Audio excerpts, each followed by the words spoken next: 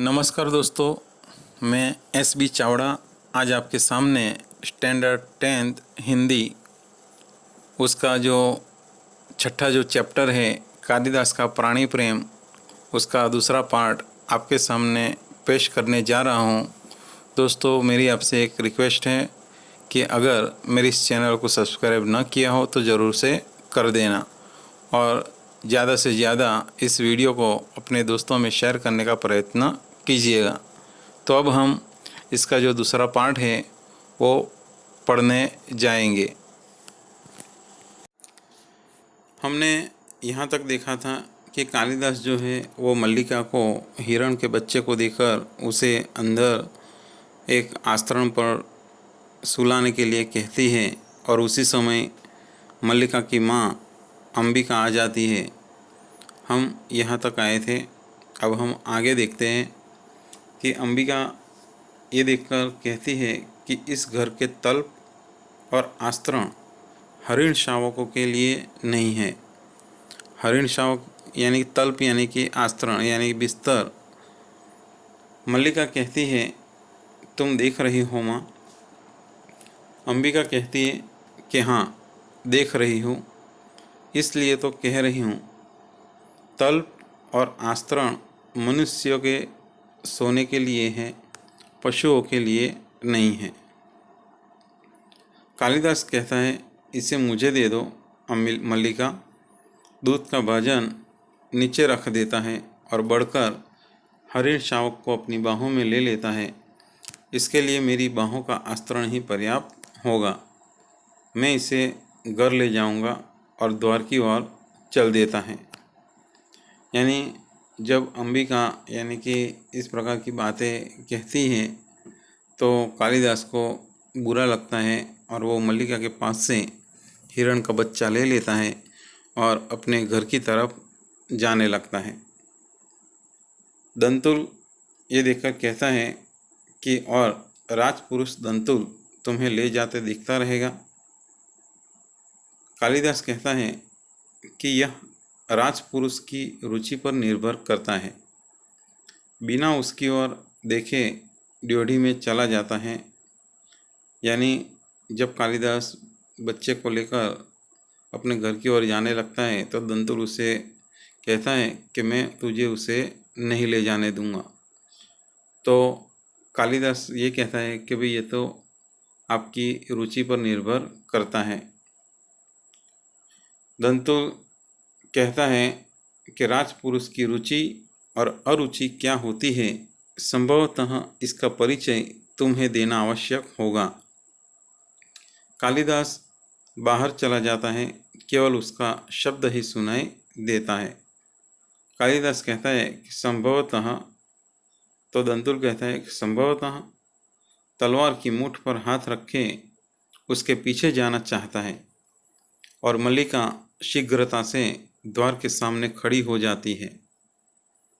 यानी जब कालिदास बच्चे को लेकर अपने घर की ओर जाने लगता है तो दंतुल उसे मना करता है, कहता है कि मैं तुझे उसे नहीं ले जाने दूंगा।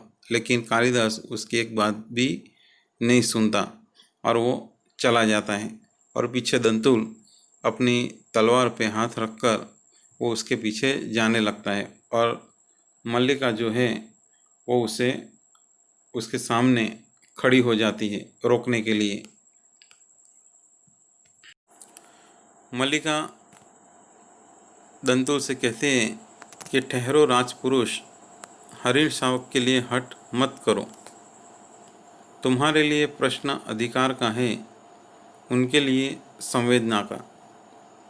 कालिदास निशस्त्र होते हुए भी तुम्हारे शस्त्र की चिंता नहीं करेंगे।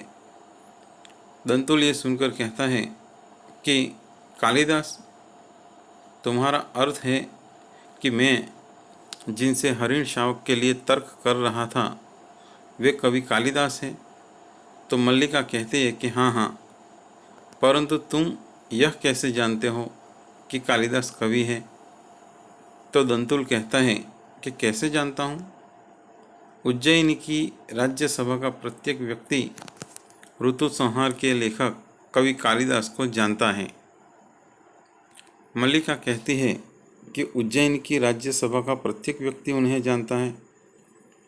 तो दंतुल कहता है कि सम्राट ने स्वयं ऋतु संहार पढ़ा और उसकी प्रशंसा की है, इसलिए आज उज्जैनी का राज्य ऋतु संहार के लेखक का सम्मान करना और उन्हें राजकवि का सम्मान देना चाहता है। आचार्य वररुचि इसी उद्देश्य से उज्जैनी से यहाँ आए हैं। मल्लिका सुनकर स्तंभित सी हो रहती है, यानी वैसी की वैसी खड़ी रहती है। मल्लिका कहती है कि उज्जैनी का राज्य उन्हें सम्मान देना चाहता है, राजकवि का आसन। तो दंतुल कहते हैं कि हाँ, मुझे खेद है, मैंने उनके साथ अशिष्टता का व्यवहार किया। मुझे जाकर उनसे क्षमा मांगनी चाहिए। यानी जब दंतुल जो है वो कालिदास का पीछा करते हुए तलवार पे हाथ रखकर उसके पीछे जाना चाहता है, तो मल्लिका उसे रोक लेती है और कहती है कि कालिदास किसी की भी बातों पे, यानी किसी की बातों से वो डरते नहीं हैं, वो तुम्हारे इस हथियार से, शस्त्र से नहीं डरेंगे। तो कालिदास का नाम सुनकर दंतुल आश्चर्य में पड़ जाता है और कहता है कि ये कवि कालिदास है। तो कवि कालिदास ये सुनकर मल्लिका भी उसे पूछती है कि तुम कैसे जानते हो कि कवि कालिदास कवि है। तो दंतुल कहता है कि उज्जैनी की राज्य का हर व्यक्ति, राजकर्मचारी उसे जानता है, क्योंकि कालिदास ने जो रचना लिखी है मेघदूत, ऋतु संहार, और मेघदूत भी कालिदास की ही रचना है। यानी यहाँ पर ऋतु संहार की बात है कि ऋतु संहार जो है वो कालिदास ने लिखी है, तो उसकी प्रशंसा स्वयं सम्राट ने की है और वो उन्हें राजकवि का सम्मान देना चाहता है। और इसीलिए कहते हैं कि हम लोग इसी उद्देश्य से यहाँ पर आए हैं और आचार्य वररुचि भी इसीलिए उन्हें लेने के लिए आए हैं। और ये सुनकर मल्लिका जैसे कि एक खंभे की तरह खड़ी सी सुनती रहती है और बोलती रहती है कि क्या उन्हें उज्जैनी राजकवि का सम्मान देना चाहती है। और इस प्रकार दंतुल जो है वो कहता है कि मुझे दुख है कि मैंने उनके साथ अच्छा व्यवहार नहीं किया और इसीलिए मुझे उनके पास जाकर क्षमा मांगनी चाहिए। और इस प्रकार दंतुल उनके पीछे चला जाता है। तो इस प्रकार ये जो लेसन है, इस लेसन के अंदर कवि कालिदास का जो प्राणी प्रेम है वो यहाँ पर बताया है और हमें मैसेज दिया है कि अगर कोई हाथ किसी जानवर की जान ले सकता है तो कोई कोमल हाथ उसके प्राणों की रक्षा भी कर सकता है। और हमें कभी भी निर्दोष प्राणियों का शिकार नहीं करना चाहिए। तो इस प्रकार इस जो लेसन का ये मैसेज जो है वो हमें यहाँ इस कहानी से, इस नाटक से हमें मिलता है। अब हम उसका जो स्वाध्याय है वो देखने का प्रयत्न करेंगे। निम्नलिखित प्रश्नों के नीचे दिए गए विकल्पों में से सही विकल्प चुनकर उत्तर लिखिए। हरिण शावक इनमें से किसके बाणों से घायल हुआ था? तो उसका आंसर है दंतुल। कालिदास हरिण शावक के अंगों पर किसका लेप लगाना चाहता है? तो द्रुत का लेप।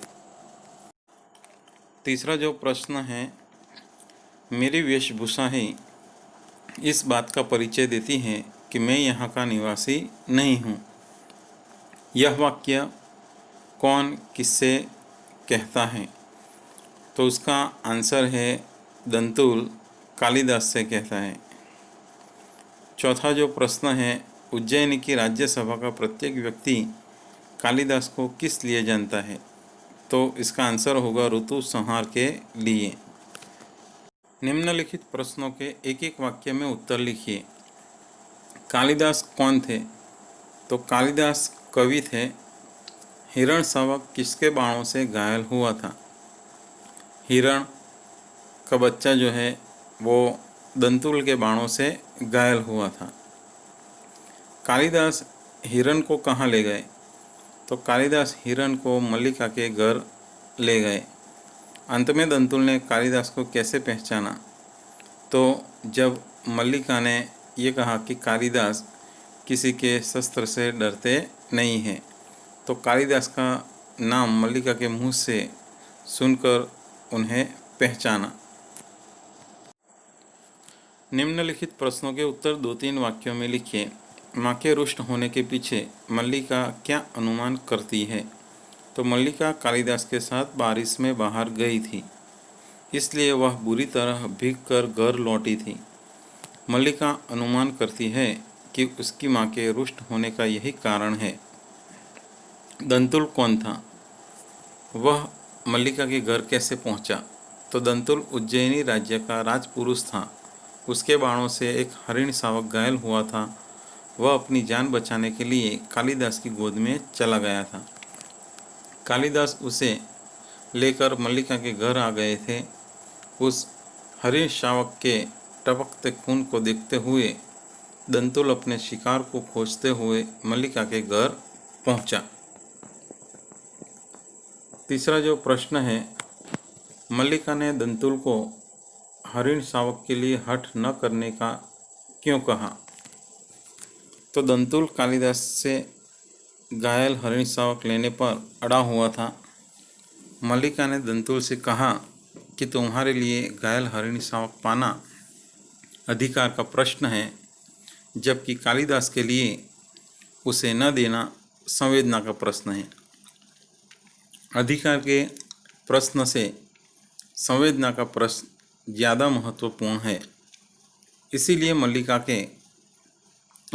ने दंतुल को हरिण शावक के लिए हठ न करने को कहा। आगे का जो प्रश्न है कि कालिदास दंतुल को अपराधी न मानने के लिए क्या तर्क देते हैं? तो कालिदास मानते थे कि राजपुरुष दंतुल ने जिस क्षेत्र में हिरण शावक का शिकार किया था, इस क्षेत्र में शिकार करना मना है। दंतुल बाहर से आया था, इसीलिए उसे इस नियम का पता नहीं था। कालिदास दंतुल को हरिण शावक का शिकार करने के लिए अपराधी नहीं मानते हुए यह तर्क देते हैं। उज्जैनी की राज्यसभा कवि कालिदास का सम्मान किस तरह करना चाहती है? उज्जैनी की प्रत्येक व्यक्ति ऋतु संहार के लेखक कवि कालिदास को जानता है। सम्राट ने स्वयं ऋतु संहार पढ़ा है, उसकी प्रशंसा की है। इसीलिए उज्जैनी की राज्यसभा कवि कालिदास को राजकवि का सम्मान देकर उन्हें सम्मानित करना चाहते हैं। निम्नलिखित कथनों का आशय स्पष्ट कीजिए। तुम्हारे लिए प्रश्न अधिकार का है, उसके लिए संवेदना का। तो इसका आंसर है कि जान लेने वाले शिकारी और बचाने वाले दोनों में बहुत फर्क होता है। शिकारी जो है वो शिकार करके किसी प्राणी के प्राण लेने में उसे कोई झिझक नहीं होती।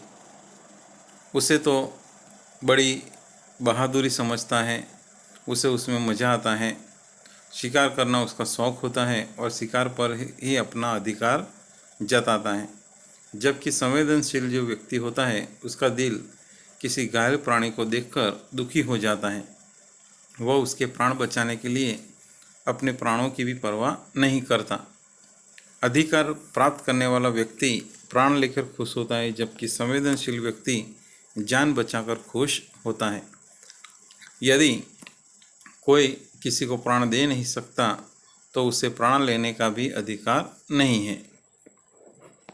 आगे का प्रश्न है कि यह हरिण शावक इस पार्वतीय भूमि की संपत्ति है। राजपुरुष और इसी पार्वतीय भूमि के निवासी हम इसके सजातीय हैं। इसका आंसर है कि पार्वतीय क्षेत्र में यानी कि पर्वत की बर्फ इलाके में मनुष्य और पशु पक्षी में कोई अंतर नहीं होता। दोनों ही प्राणधारी है और घायल होने पर दोनों को एक ही समान दर्द होता है। इसलिए पर्वतीय भूमि में मनुष्य और पशु पक्षी में सजातीय रिश्ता है। इस भूमि में जैसे मनुष्य को मारना अपराध है, वैसे ही पशु पक्षियों को भी मारना अपराध है। इस क्षेत्र में कोई भी व्यक्ति किसी भी पशु का शिकार कर उसे अपनी संपत्ति जताना चाहे तो यहाँ के निवासी को यह कभी बर्दाश्त नहीं होता। और इसीलिए कालिदास दंतु से यह वाक्य कहते हैं कि यहाँ पशु पक्षी की जान बचाने के लिए यहाँ के लोग अपनी जान की भी परवाह नहीं करते, क्योंकि वो उन्हें अपने से अलग नहीं मानते। निम्नलिखित शब्दों का अर्थ बनाकर वाक्य में प्रयोग कीजिए। पहला है आस्तरण। आस्तरण का अर्थ होता है बिछोना। इसका वाक्य प्रयोग होगा कि हरिण शावक आस्तरण पर लेट गया। दूसरा है रुष्ट यानी कि क्रोधित। बेटे के कम मार्क्स देखकर पिताजी रुष्ट हो गए। तीसरा है दुर्वा यानी दूब, एक प्रकार की घास। तो कालिदास ने हिरण के बच्चे को दुर्वा खाने दी। चौथा है आखेट, उसका अर्थ है शिकार। अब वाक्य बनेगा कि जंगल में राजा आखेट के लिए गया। आगे का जो प्रश्न है, दो समानार्थी शब्द लिखिए। रक्त यानी कि लहू, यानी उसका अर्थ है रक्त, रुधिर। दूसरा है हरिण यानी हिरण और मृग। ऋतु तो मौसम और रुत।